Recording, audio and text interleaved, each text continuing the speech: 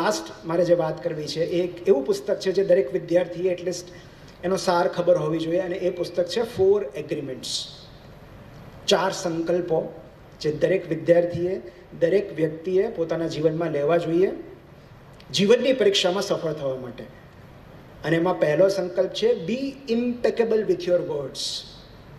તમારા શબ્દોની પસંદગી બહુ વિચારીને કરજો, કારણ કે તમે કોઈ પણ પ્રોફેશનમાં હશો, તમારે પબ્લિક ડીલિંગ આવે કે ન આવે, પણ તમારો બિઝનેસ, તમારું કામ તમારી જીભ પર ટકેલું છે, હંમેશા યાદ રાખજો. અને કોમ્યુનિકેશન સ્કિલ તમને કોઈ શીખવાડશે નહીં, કોઈ નિશાળમાં નહીં શીખવાડે. એ તમારે જાતે શીખવી પડશે, કયા શબ્દો વાપરવા અને મહત્વના કયા શબ્દો ન વાપરવા. So I did not mean it એવું કહેવું પડે એ સૌથી દુર્ભાગ્યપૂર્ણ છે. If you don't mean it, then why do you say it? So always use your filters કંઈ પણ કહેતા પહેલાં, કારણ કે મનુષ્ય શરીરમાંથી જે કાંઈ ઉત્સર્જન પામે છે એ બધું જ ગંધાતું હોય. મળ, મૂત્ર, પરસેવાથી લઈને બધા સિક્રેશન્સ.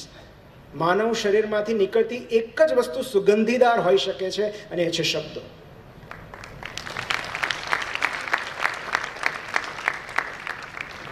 માટે કોમ્યુનિકેશન સ્કિલ એવી વસ્તુ છે, મેં એવા પ્લમ્બર્સને જોયા છે, એવા કાર્પેન્ટર્સને જોયા છે, એવા વિક્રેતાને જોયા છે જે માત્ર પોતાની જીભને કારણે, પોતાના સ્વભાવને કારણે બીજા બધા કરતાં 10 ગણું વધારે કમાતા હોય. So how do you deal with people? આ તમને કોઈ 99.99% આવ્યા પછી પણ આ નહીં સમજાય. So always be impeccable with your words. Second, never assume anything. ક્યારે પણ કશું ધારી ન લેવું. ફલાણાએ મારી સાથે વાત ન કરી એટલે હું એને ગમતો નથી. જઈને એકવાર પૂછો તો ખરા. ફલાણાએ મારી સાથે બિઝનેસ ન કર્યો એટલે મારામાં ક્યાંક ખામી છે. નો, આસ્ક કે લાસ્ટ ટાઈમ તમે મને અસાઇનમેન્ટ આપ્યું હતું, આ વખતે કેમ કામ ન આપ્યું? તમને ક્યાંય ઓછું લાગ્યું? ક્યાંય મારી ભૂલ છે? મારે ક્યાં ઇમ્પ્રૂવ કરવું જોઈએ? 2 દિવસથી તમારો ફોન નથી, નારાજ તો નથી ને મારાથી? સો નેવર એઝ્યુમ, ઓલવેઝ આસ્ક. તમે ખાલી આટલું કરશો ને તો એ મોટા ભાગની વ્યવહારિક સમસ્યાઓ ઉકેલાઈ જશે.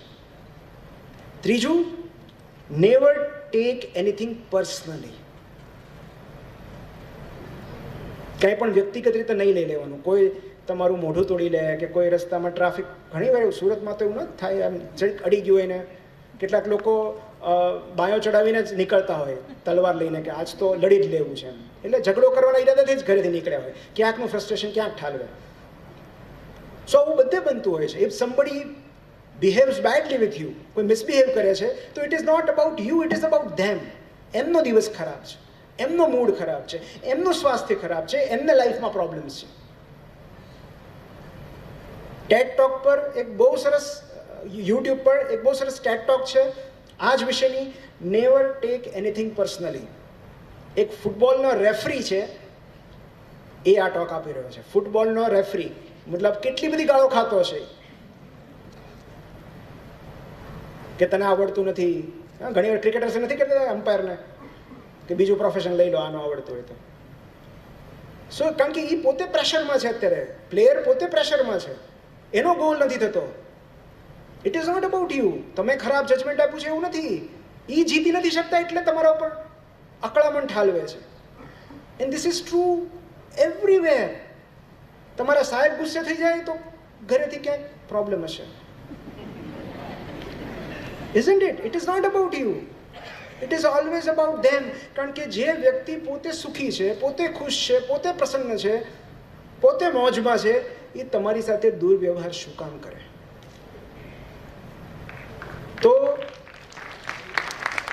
કોઈ તમને જવાબ નથી આપતું, કોઈ તમારું મોઢું તોડી લે છે, કોઈ તમને વિચિત્ર પ્રશ્નો પૂછે છે, કોઈ તમને ઉકસાવવાનો પ્રયત્ન કરે છે, do not take it personally. It is about them. You be at peace. તમે તમારા અંદરનું વાતાવરણ શું કામ ડોળો છો? તમારી અંદર જે શાંતિ છે એ તમારી મરજી વગર કોઈ ડોળી જ ન શકે.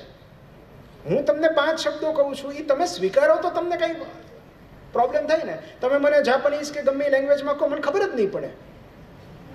હું હસતો જ રહીશ. સો આ કેમ? બિકોઝ તમે એને સ્વીકારી લો છો ને. તમને ગુજરાતી આવડે છે, તમે એનું અર્થઘટન કરી લીધું કે આ મને કહે છે.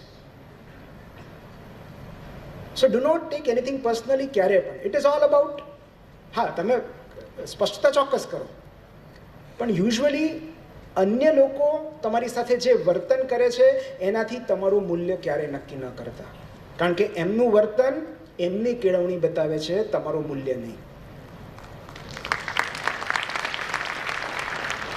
એન્ડ લાસ્ટ, છેલ્લો સંકલ્પ, ઓલવેઝ ગીવ યોર 100%. જે પણ થાય, જે પણ કામ કરતા હો, હાફ હાર્ટેડલી ન કરો. તમે તમારી મહેનત પૂરતી કરો. તમારું સિલેક્શન થાય ન થાય, ઓલ ઇન્ડિયા રેન્ક આવે ન આવે, તમને ગમતી વિદ્યાશાખામાં પ્રવેશ મળે કે ન મળે, તમારા હાથમાં માત્ર, ઇવન આપણા બધાના હાથમાં માત્ર કર્મ છે, ફળ નહીં. સો આજથી આટલા 1000 વર્ષો પહેલાં જે કૃષ્ણ ભગવાન કહી ગયા એ સતત આપણે યાદ રાખવાનું છે કે રિઝલ્ટ્સ ક્યારેય આપણા કોઈના હાથમાં નથી. Just control the controllables. Controllables એટલા જ છે કે તમે વાંચી શકો, મહેનત કરી શકો, ન આવડે તો કોઈને પૂછી શકો. You can give your 100%. એનું ફળ શું આવે છે, પરિણામ શું આવે છે, એ ક્યારેય તમારા હાથમાં નથી. સો વિથ ધીસ આઈ થિંક આપણે પૂરું કરીએ. મારે તમને એક સ્ટોરી કહેવી હતી, પણ સમયના અભાવે હું નહીં કહી શકું, પણ એની એક લાઈન કહી દઉં છું. કહી દઉં? અચ્છા, સર મેં તમને શરૂઆતમાં કીધું ને કે તમે કેટલા બધા પ્રિવિલેજ છો, તો મારે તમને એક છોકરીની વાત કરવી છે. 11 વર્ષની એક છોકરી, હું એનું નામ અત્યારે નહીં કહું, નહીં તો તમને ખબર પડી જશે હું કોની વાત કરું છું. પાકિસ્તાનના સ્વાત ડિસ્ટ્રિક્ટમાં રહે, કન્યા શાળામાં ભણે, ભણવાનું બહુ ગમે એને, તમારા બધા જેટલી જ હોશિયાર. એના પપ્પા એ જ નિશાળામાં ભણાવે. આમ તો એના પપ્પાની જ નિશાળા હતી, કન્યા શાળા. એને ભણવું હતું, ખૂબ આગળ વધવું હતું, પણ બન્યું એવું કે પાકિસ્તાનનો એ જે વિભાગ છે એ તાલિબાન દ્વારા કબજે કરવામાં આવ્યો, અને એવું ફરમાન કરવામાં આવ્યું કે દીકરીઓની નિશાળ બંધ કરાવી દો. દીકરીઓ થોડી સ્કૂલે જાય. અને 11 વર્ષની આ દીકરીએ એનો વિરોધ કર્યો કે શિક્ષણ એ દરેકનો હક છે, તો હું તો જઈશ સ્કૂલે, હું શું કામ ન જાઉં. એણે બંડ પોકાર્યો તાલિબાન વિરુદ્ધ, ટેરરિસ્ટ વિરુદ્ધ. બ્લોગ લખ્યા BBC માટે, ઇન્ટરવ્યૂ આપ્યા, જાહેર મંચ પરથી ભાષણો આપ્યા. અને ધીરે ધીરે ધીરે એ એટલી બધી લાઇમલાઇટમાં આવતી ગઈ કે તાલિબાનને ખૂંચવા લાગી. 2012માં જ્યારે એ દીકરીની ઉંમર 15 વર્ષની હતી, ત્યારે એકવાર એ સ્કૂલેથી પાછી ફરતી હતી, ત્યારે સ્કૂલ બસને અધવચ્ચે અટકાવવામાં આવી અને એક દાઢીવાળો માસ્ક પહેરેલો માણસ ઉપર ચડ્યો અને એટલું જ પૂછ્યું, હવે હું નામ કહું છું, મલાલા કોણ છે? કોઈ કશું બોલ્યું નહીં, પણ એની બહેનપણીઓએ એની સામું જોયું અને પેલા આતંકવાદીએ મલાલાને 3 ગોળી પોઈન્ટ બ્લેક મારી દીધી. એમાંથી પહેલી ગોળી એના ફોરહેડના લેફ્ટ સાઈડમાંથી અહીંથી એન્ટર થઈને અહીંથી બહાર નીકળી ગઈ. બીજી 2 ગોળી એની બહેનપણીઓને વાગી. આ પછી શું થયું એ મલાલાને ખબર નથી. 5 દિવસ એને પાકિસ્તાન રાખવામાં આવી, પણ ત્યાં એની સારવાર શક્ય નહોતી, એટલી બધી ઇન્જરી હતી, આ ભાગ એટલો સોજી ગયેલો. એટલે એને બર્મિંગહામ લઈ જવામાં આવી, એલિઝાબેથ હોસ્પિટલમાં. અને 10 દિવસ પછી જ્યારે એની આંખ ખુલી ત્યારે એ હોસ્પિટલમાં હતી, અને ત્યારે એને રિયલાઇઝ થયું કે મારી સાથે શું થયું. એ પછી પણ એણે તાલિબાન વિરુદ્ધ સામે આ લડાઈ ચાલુ રાખી. અને 2015માં એને યુનાઇટેડ નેશન્સમાંથી ઇન્વિટેશન મળ્યું સ્પીચ આપવા માટે. અને ત્યારે એણે જે સ્પીચ આપી એ સ્પીચ તમે યુટ્યુબ પર જઈને ખાસ જોજો. એણે એવું કહ્યું છે કે એમને એવું હતું કે એક ગોળી, એક બુલેટ મને શાંત કરી દેશે, મને ચૂપ કરી દેશે, પણ ગમે તે થાય હું ભણીને જ રહીશ, હું શિક્ષણ મેળવીને જ રહીશ. અને એમાં એણે એક લાઈન કીધી કે એક પુસ્તક, એક પેન, એક વિદ્યાર્થી અને એક શિક્ષક જગત બદલી શકે છે.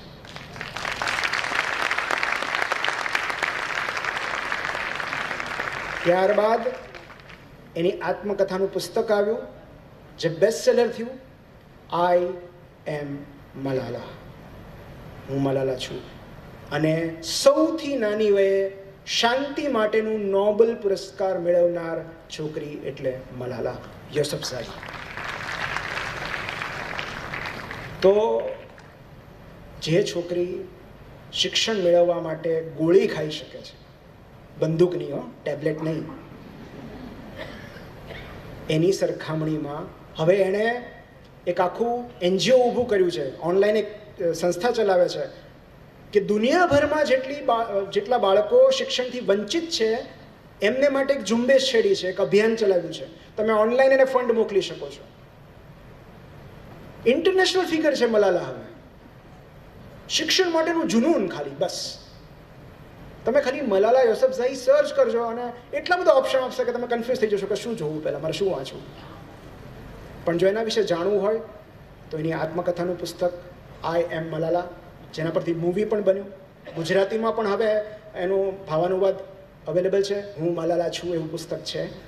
તમે વાંચજો અને એ વાંચ્યા પછી તમને સમજાશે કે આપણે બધા કેટલા બધા પ્રિવિલેજ્ડ છીએ કે આટલા સરસ કોચિંગ ઇન્સ્ટિટ્યૂટમાં જઈએ છીએ, આટલા સરસ શહેરમાં રહીએ છીએ, આટલો સરસ સરકાર આપણને સપોર્ટ કરે છે શિક્ષણ માટે, શિક્ષણને પ્રોત્સાહન આપે છે, મમ્મી પપ્પા પ્રોત્સાહન આપે છે, આટલી સરસ નિશાળમાં છીએ, આપણે જે માગીએ આપી દે છે, આપણે ના પડીએ તોય મમ્મી ખવડાવ કરે છે. કેટલા પ્રિવિલેજ છીએ.